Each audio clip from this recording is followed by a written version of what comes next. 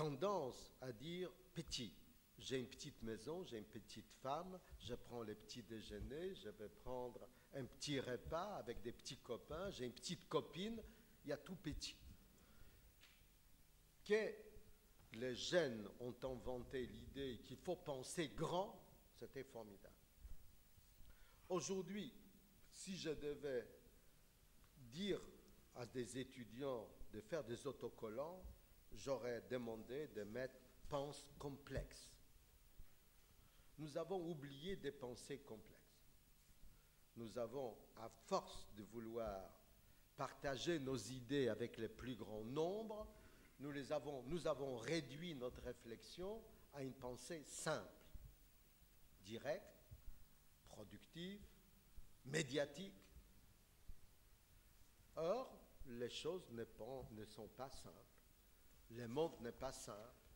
Et à force de vouloir simplifier, on démobilise les gens.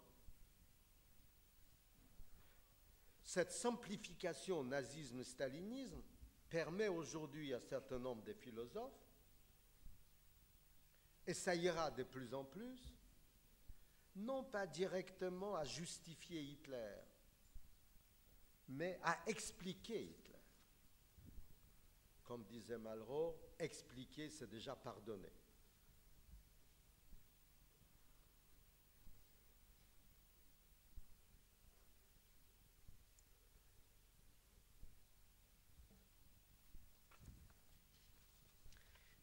Quando ero professore ad Harvard sono stato profondamente stupito da alcuni miei studenti che avevano creato degli adesivi con su scritto "Pensa in grande". Forse adesso può sembrare normale, ma invece in Francia si tende sempre a parlare di piccolo. Ci sono molte espressioni francesi che utilizzano la parola piccolo. Si utilizza per l'amica, per il pranzo, per la colazione e così via. In realtà il fatto che questi avessero inventato questa voglia, questa idea di pensare in grande era abbastanza straordinaria. Se oggi dovessi chiedere ai miei studenti di inventare qualcosa di questo genere, direi loro: pensa complesso. In realtà noi abbiamo dimenticato come si fa a pensare in modo complesso. A furia di voler condividere il nostro pensiero con tanti, sempre con un numero sempre maggiore di persone, abbiamo ridotto questo pensiero a qualcosa di semplice, di diretto e di mediatico. Ma in realtà le cose e il mondo non sono semplici assolutamente, e seguendo questo pensiero sempre più semplicistico si toglie alle persone la capacità di mobilitarsi. Questa semplificazione dunque, nazismo-stalinismo, ha portato, non dico a giustificare Hitler, ma a spiegare Hitler. E come diceva Marot, spiegare qualcosa è come perdonare qualcosa. Et pour terminer ce petit chapitre, toute cette école de philosophes allemands, autrichiens, scandinaves, qu'on appelle des relativistes dans l'histoire, qu'est-ce qu'ils essaient de montrer?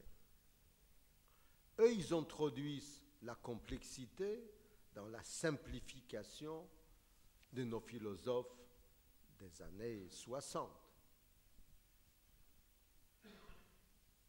Ils disent qu'au fond, chaque peuple, chaque nation a des crimes à se faire pardonner. Chaque nation. Dans les temps modernes, la France a tué et torturé plus de 2 millions d'Algériens. Les Américains ont tué 2 à 3 millions de Vietnamiens.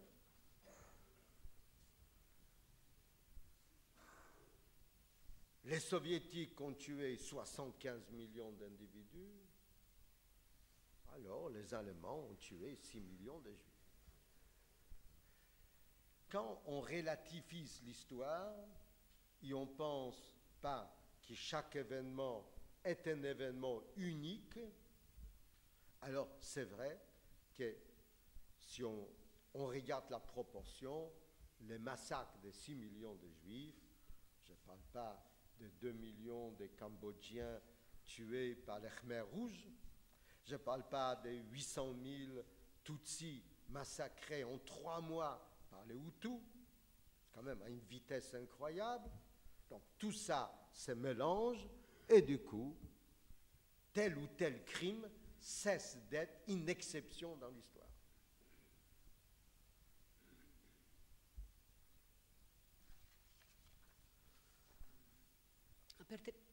Per terminare questo piccolo capitolo, tutta la scuola dei filosofi tedeschi, austriaci, scandinavi, quelli che sono i relativisti, hanno cercato di dimostrare qualcosa. Ogni nazione, ogni popolo ha qualche crimine da farsi perdonare. I francesi hanno torturato 2 milioni di algerini, gli americani hanno ucciso 2 o 3 milioni di vietnamiti, i sovietici hanno ucciso 75 milioni di persone. I tedeschi, è vero, hanno ucciso 6 milioni di ebrei, ma a questo punto se relativizziamo la storia e se ognuno di questi eventi viene considerato come un evento unico, allora è vero che a questo punto le proporzioni non hanno più senso. Il massacro di 6 milioni di ebrei di fronte ai milioni di persone uccise dai Khmer Rossi, oppure dagli Tutsi che sono stati uccisi dagli Hutu in pochissimi mesi. E allora a questo punto il crimine non diventa più un'eccezione nella storia. En essayant de tout mélanger, nous avons ouvert le chemin à une réflexion qui se retourne contre nous. Nolte va plus loin. Il dit que Hitler a appris comment on organise les massacres de masse des bolcheviks. Sans les bolcheviks, il n'y aurait pas eu d'Auschwitz. Et qui a préparé toute la stratégie des massacres des kulaks et des ennemis de la patrie soviétique? Les Juifs. Ça veut dire que si on lit l'histoire comme les voulaient nos amis intellectuels, en mélangeant, en mettant tout sur le même plan, Nolte, il vient, il dit, les Juifs sont responsables d'Auschwitz. Je ne sais pas si je suis assez clair. Ah, c'est-à-dire, les bolcheviks, voilà. Non, mais c'est moi qui ai perdu un passage. Nolte nous dit que Hitler a appris des bolcheviks les massacres de masse, donc des bolcheviks ont appris Auschwitz. Non, non, pas du tout, non. Non. Non, non, non. Qui a organisé la stratégie des massacres des kulaks et des ennemis du communisme? C'était des Juifs. Non, oui, c'était la fin. Non, mais c'était avant. Hein. Moi, je me suis perdue avant, pardon. Oui, vous Alors, êtes perdu avez avant. Vous allez vous retrouver. Ce n'est pas grave. Ce n'est pas grave. Allez, allora. on va vous aider. Merci, c'est bien gentil. No, non posso. Se noi cerchiamo di uniformare tutto, a questo punto apriamo la strada a una riflessione che si rivolta contro di noi. Nolte è andato oltre, dichiarando che Hitler ha imparato a organizzare i massacri di massa dai bolscevichi e che senza i bolscevichi non ci sarebbe stata Auschwitz. Non, non, non. Les bolcheviks, chez les bolcheviks, ce sont les juifs qui ont créé la stratégie des massacres de masse des ennemis du communisme. Allora, dai bolscevichi sono gli ebrei che hanno creato la strategia la KGB, del massacri di massa nei confronti dei nemici.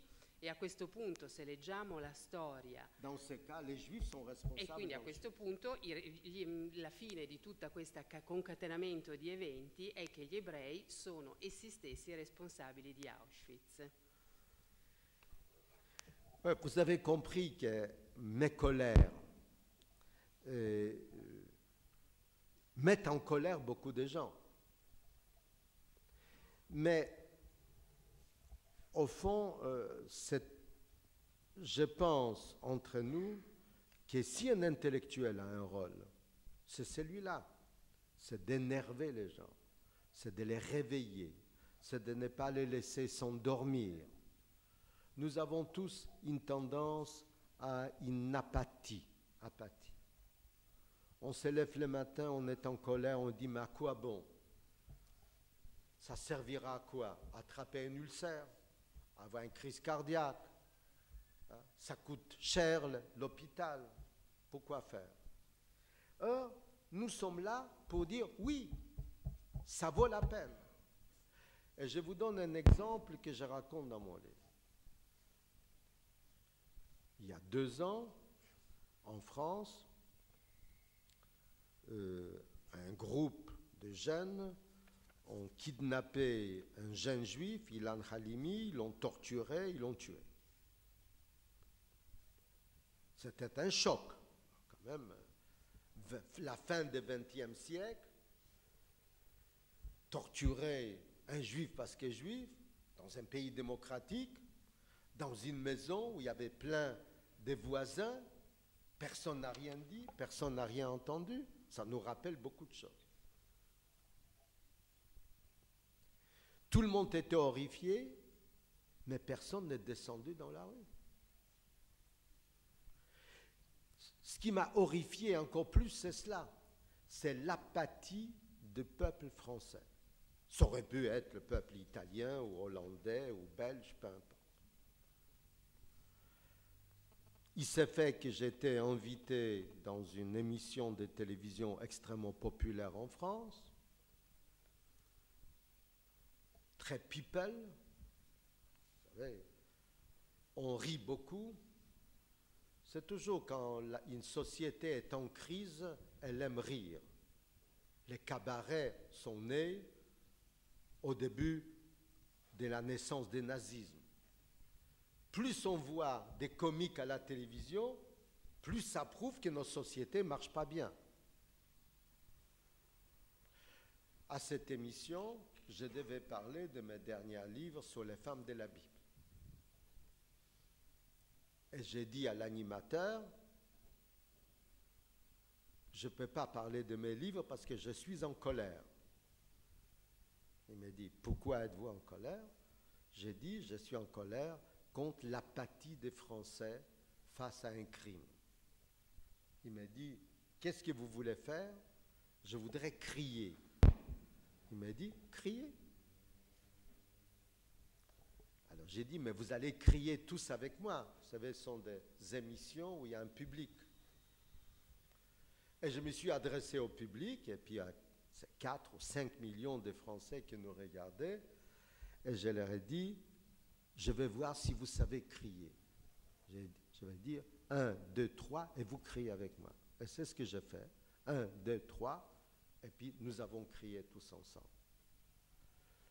Le lendemain matin, quand je marchais dans la rue à Paris, les gens freinaient leur voiture, ils ouvraient leurs fenêtres et ils disaient « Monsieur Alter, nous avons crié avec vous hier ». C'était extraordinaire, j'ai réveillé la France. Notre journal satirique en France, Les Canards enchaînés, a fait un grand titre à la une, « Allons enfants de l'apathie ». C'est les hymnes français, « Allons enfants de la patrie, allons enfants de l'apathie ».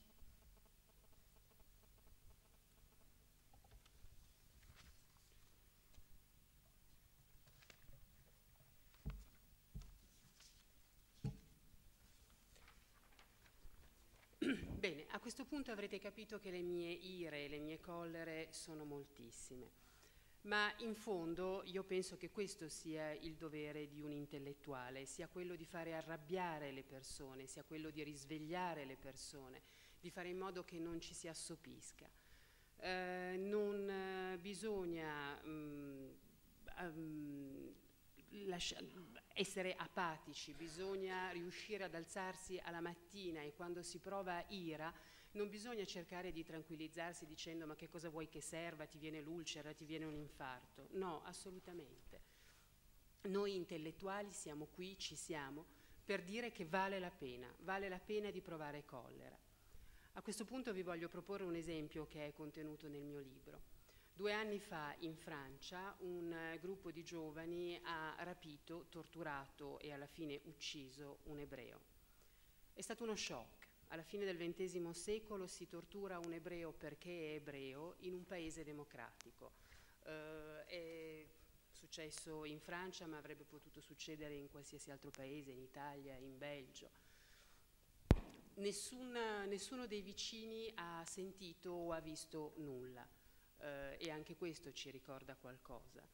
È stata una cosa orribile, si è provato orrore, però nessuno è sceso in strada.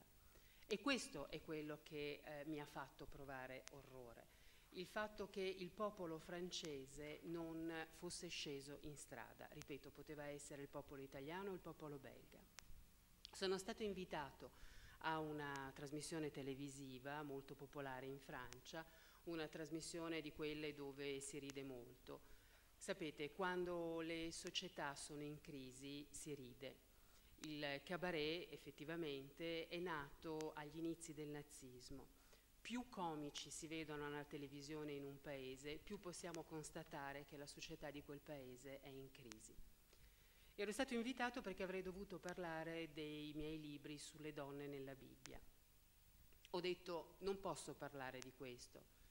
L'intervistatore mi ha chiesto perché. Perché sono irato.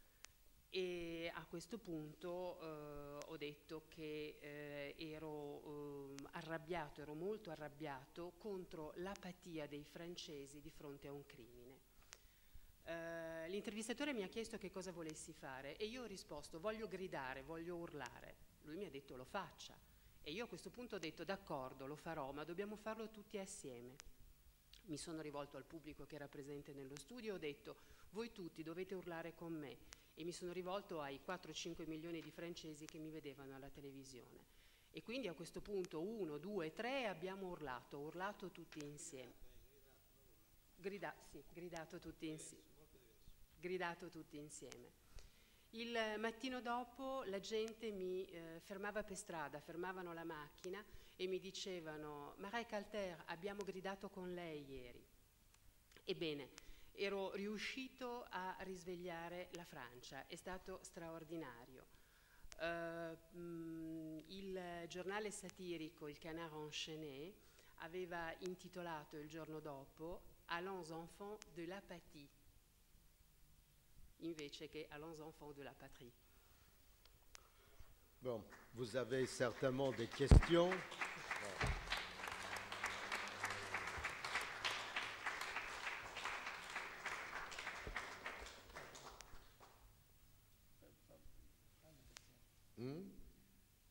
Allora, abbiamo sentito un intervento abbastanza lungo, articolato, però non è tutto il libro, perché se no non lo leggiamo più.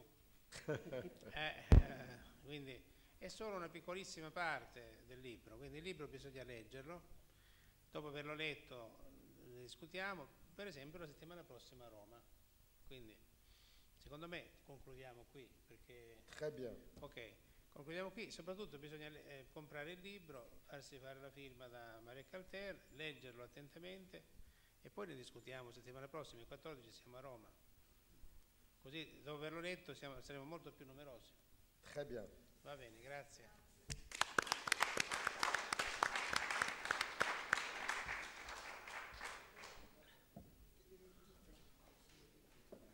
Pardon? Je me suis réveillé en colère. Je me suis réveillé en colère. Ouais. Pardon. Ouais, je me suis.